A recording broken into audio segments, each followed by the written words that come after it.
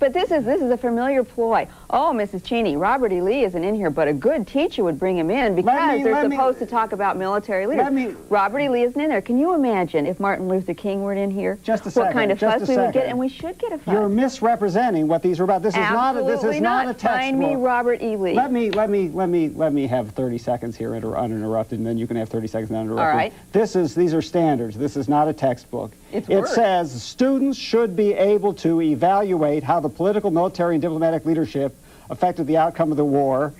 Students should compare the leaders of the Confederacy with those of the Union. Robert E. Lee is not mentioned. He's not mentioned Harriet Tubman is mentioned 6 times. Don't you think there is time for Harriet Tubman to maybe have one left? Lynne, I asked. Hold on, Eric. Lynne, you're an honest person. Absolutely. Could a student meet the standards in this book without having a knowledge of Robert E. Lee? Well, you pointed out it's not a textbook. This is the paradigm. This is the form upon which textbooks are going to be written. And if the textbook were written on this form, a student would not know about Robert E. Lee. Political, military, and diplomatic leadership of the Civil War. How can that not include Robert E. Lee? Why isn't Robert E. Lee mentioned? Why doesn't Robert E. Lee appear in here? Pat, I hate to agree with you, Pat, but you're absolutely right. Miss Cheney is a bean counter. She's counting names and something that is not. Oh, Mike. Well, I can't see them. I agree with you too. Let me ask the question. It's a complete. Let me ask the question. No, let me ask the question. Let me put the very question to you. Harriet Tubman, who was in the Underground Railroad, which helped slaves get out of the South and come north, is mentioned 6 times. U.S. Grant is 1 time, who led the Union Army. Enormous number, hundreds of thousands of dead. Lee led the Confederate Army. No mentions at all, and that is what freed the slaves. How can you have an objective, balanced history? This is not a textbook of history. It's not a dictionary. It's a guide for teachers. But look, Lynne Cheney has been misrepresenting this ever since her article in the Wall Street Journal. She told the Senate of the United States that the presidency of George Washington was not in these standards. She testified, no, I'm not. I saw you on Charlie Rose. She also said the Constitution was not in here. I've got the standards. There's 9 pages on the Constitution. The presidency of George, wait a minute. The Bill of Rights is in there. That occurred under the presidency of George Washington. We know, Mr. Foner. The Hamilton's financial program, Miss Cheney may not know it, but that occurred under the presidency of George Washington. This business of looking for names instead of concepts is ridiculous. This is a list of concepts and standards that students need to know. Let's talk about concepts. It talks about early American history, and it talks about studying the architecture and agriculture of the Aztecs, but it does not mention the fact that they engaged in human sacrifice. Massive human sacrifice. Would that not be relevant to an American student to know? A teacher would bring it out. Why is it in the standards? Wait a minute, I have more confidence in American teachers than you or Miss Cheney do. These are guides for teachers. What teachers want, and I have taught high school teachers in programs developed by the National Endowment for the Humanities, which Miss Cheney ran and now wants to get rid of because she can't control it anymore. They know the old history. They know about George Washington. It would be an insult to tell a teacher in a guide for teachers, by the way, George Washington was the first president of the United States. They want to know the new history, the history of those who've been left out of the previous history. These standards give you both. They give you the traditional history, the political history, the military history, and they give you the inclusive history. And that's why they're better than the way history was taught before. Mr. Foner, it says the students should, as a good exercise, hold a mock trial of John D. Rockefeller, who's one of the greatest industrialists of all. Mock trials are a standard method of teaching going back hundreds of years. Is there a discussion in the standards of the real trial of the Rosenbergs and Alger Hiss?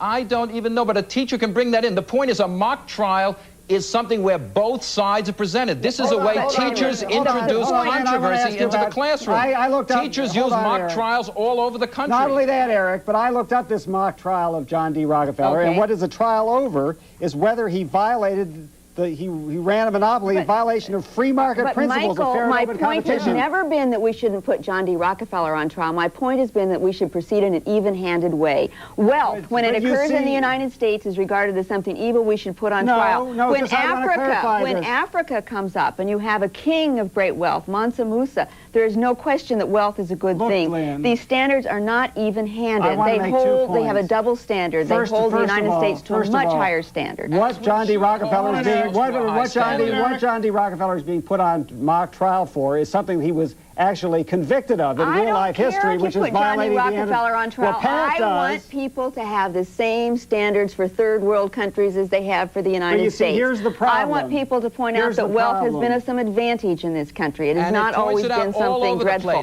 And I would also like to point out to Mr. Foner that on 3 pages in his book, please, Michael, let me have the book, that I have been saying that the Constitution is not mentioned in the general standards for United States history, pages 35, 36, and 37, Mr. Foner. These are where the 31 standards are set out. The United States Constitution does not appear in them. On the other hand, the Great where the Constitution are right here in the standards. But now you're into the detail. Now, demonstrate look at the an understanding. Demonstrate, look. Michael, you're looking in the wrong place. Yeah, but you're looking in the place they're not, and not in the place that they are. In other words, your complaint is that it's on a wrong page, but you're implying... No, my complaint is that the 31 general standards, that the most important things kids are to know, do not mention the United States Constitution. Just a second, just for the record, students should be able to demonstrate understanding of the issues involved in the creation and ratification of the United States Constitution. 31 goes on for standards. 3 pages. Mr. Foner misquoted me, and you're now trying to shift the grounds of this question. In the 31 general standards, the U.S. Constitution is not mentioned. Look, the Great Depression is mentioned 3 times. Implying, and Pat is implying, and you perhaps are not, but they are misusing at best what you say to imply that this thing ignores the United States Constitution. Point of personal privilege, Mr. Foner. If I'm misusing it, why did 99 United States senators, including Edward M. Kennedy, say these standards were unfit for U.S. schools? Pat, do you want Edward M. Kennedy determining how teachers teach American history? Do you want Alphonse D'Amato determining? Let me introduce you to a concept which we have in this country. It's called academic freedom. And that means that the Senate of the United States does not have the right to tell teachers how they should interpret American history. Why do you have the right to do it?